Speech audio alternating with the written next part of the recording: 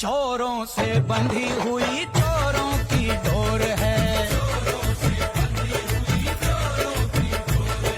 गली गली चोर है, गली गली चोर है। अयोध्या राम मंदिर 200 करोड़ से अधिक चढ़ावा चोरी मामले के बाद एक और बड़ी खबर निकलकर सामने आ रही है। 200 किलो चांदी की ईंटें भी गायब हैं। एसआईटी जांच चल रही है, जनता पूछ रही है बिना एफआईआर के ये कैसी जांच चल रही है, किसको बचाने की कोशिश चल रही है। बाबा बागेश्वर धाम जी, आपसे हाथ जोड़ के निवेदन है, कोछा भी फैला रहे हैं, एक पर्ची निकालिए और देश को बताइए कि राम मंदिर का पैसा कौन चुराया है। बताइए बाबा जी, अगर आप सत्य के सनातनी हैं, आप हिंदू को मानते हैं, प्रभु राम को मानते हैं, तो आप पर्ची निकाल कर कल तक का ये बताओगे पूरे देश को कि चोरी किसने की। इसने साधु संतों को बदनाम किया जा रहा है। साधु संतों को बदनाम, आज के पहले वो पैदल चलते थे पूरे अयोध्या में, आज 2-2 फॉर्च्यूनर लेके चल रहे हैं। पैसा कहाँ से आ रहा है? पैसा कहाँ से आ रहा है? भगवान राम की कृपा है सब। भगवान राम की कृपा हम लोगों पे नहीं है, हम लोग पूजा नहीं करते, उन्हीं पे कृपा है सारी। उनसे ज्यादा तो हम वहाँ के हैं, पूजा करते हैं। वो अंदर रहते हैं, हम बाहर रहते हैं। अरे अंदर तो वही सारा माल तो अंदर ही है, अंदर से गायब कर देते हैं। राम मंदिर जब बना सबकी बात से खिल गई थी, एक सपना पूरा हो रहा था। जो कनात में टेंट में विराजमान थे रामलला, उनके लिए एक भव्य मंदिर का निर्माण हुआ, प्राण प्रतिष्ठा हुई बाकायदा। हजारों करोड़ का चंदा दिया लोगों ने स्वतः, और जब राम मंदिर तैयार हो गया तो लोग वहां गए, चढ़ावा दिया। रोज 8 से 10 लाख रुपए, किसी किसी दिन 50-60 लाख रुपए, 70 लाख रुपए दिन का चढ़ावा। आम आदमी का, गरीब आदमी का। अमीर भी जाते हैं पर ज्यादातर लोग साधन संपन्न नहीं होते, और उसकी डकैती हो गई। और एक अजीब सी चुप्पी है, एक खामोशी है।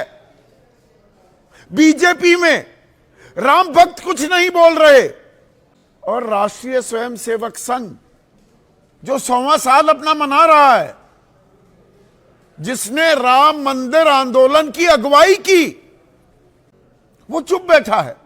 कल भी मैंने सवाल पूछा था।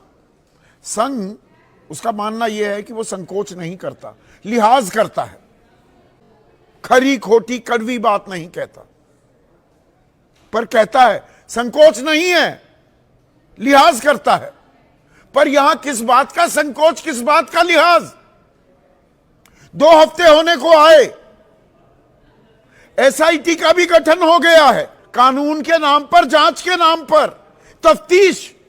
ऐसा पूरी दुनिया में आपने नहीं देखा होगा या सुना होगा। ऐसी जांच हो रही है। वापस भी आ गई है टीम एसआईटी की लखनऊ। 6 दिन हो गए, 7 दिन में प्रारंभिक रिपोर्ट देनी है। कहा जा रहा है दूध का दूध, पानी का पानी होगा। पर यह संघ, राष्ट्रीय स्वयंसेवक संघ, इंतजार किस बात का कर रहा है और क्यों कर रहा है? बीजेपी की मजबूरी हो सकती है, अपनी सरकारों की मजबूरी होती है, सियासी नफा नुकसान देखना होगा। पर यह तो आस्था का सवाल है, इसे भी नफे और नुकसान के तराजू में तोला जाएगा। यह भगवान का अनादर नहीं, यह राम का नाम बदनाम करना नहीं हुआ क्या?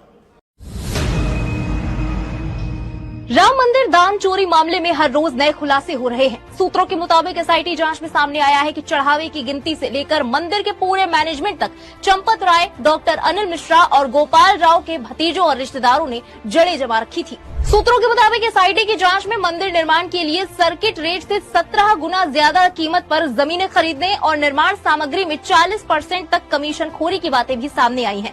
कयास ये भी है कि राम मंदिर ट्रस्ट भंग करके अब इसका नए सिरे से गठन किया जाएगा। चढ़ावा चोरी में कई किरदारों के नाम सामने आए हैं। किरदार नंबर 1, चंदन राय। चंदन राय मंदिर ट्रस्ट के महासचिव चंपत राय का भतीजा है। आरोप है कि राम मंदिर बनाने के लिए जमीन खरीदने में चंदन की अहम भूमिका थी। सूत्रों के मुताबिक पिछले साल तक वो राम घाट में किराए के एक मकान में रह रहा था।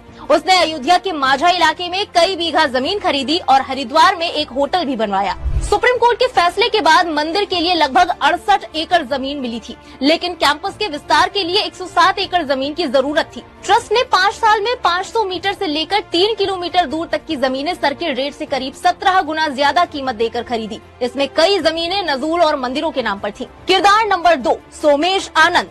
सोमेश मंदिर की व्यवस्था देखने वाले विशेष आमंत्रित सदस्य गोपाल राव का भतीजा है। दावा है कि वो बोरे में भरकर कोई सामग्री ट्रेन से कर्नाटक ले जाता था और खाली हाथ फ्लाइट से वापस आता था। इतनी टाइट सिक्योरिटी व्यवस्था के बाद 200 करोड़ रुपए कैश मंदिर से निकल के चले जा रहे हैं और एक मोबाइल आप मंदिर में लेके नहीं जा सकते। बिल्कुल सही कहा आप बताइए। बिल्कुल सही कहा आपने। ये बताइए 200 करोड़ रुपए कैसे चलेगा भाई? यानी आपके कान में पहले से सूचना थी कि 200 करोड़ गायब होने चाहिए, सारे सीसीटीवी कैमरे बंद कर दो, किसी को नजर नहीं रखने। बिल्कुल सही। तभी तो 200 करोड़ गए। तो जाते हैं आप एक मोबाइल लेके चले जाओ मंदिर में, दर्शन कर लो तो जाने हम मंदिर में मोबाइल नहीं जा सकते। 200 करोड़ गायब कैसे हो गए? राम मंदिर में चढ़ावा चोरी का मामला सामने आने के बाद से लगातार श्रद्धालुओं में नाराजगी देखने को मिल रही है। रिपोर्ट्स बताती हैं कि श्रद्धालुओं की संख्या में फिलहाल कोई कमी नहीं आई, लेकिन दान पेटियों में आने वाले चढ़ावे में भारी गिरावट दर्ज की गई है।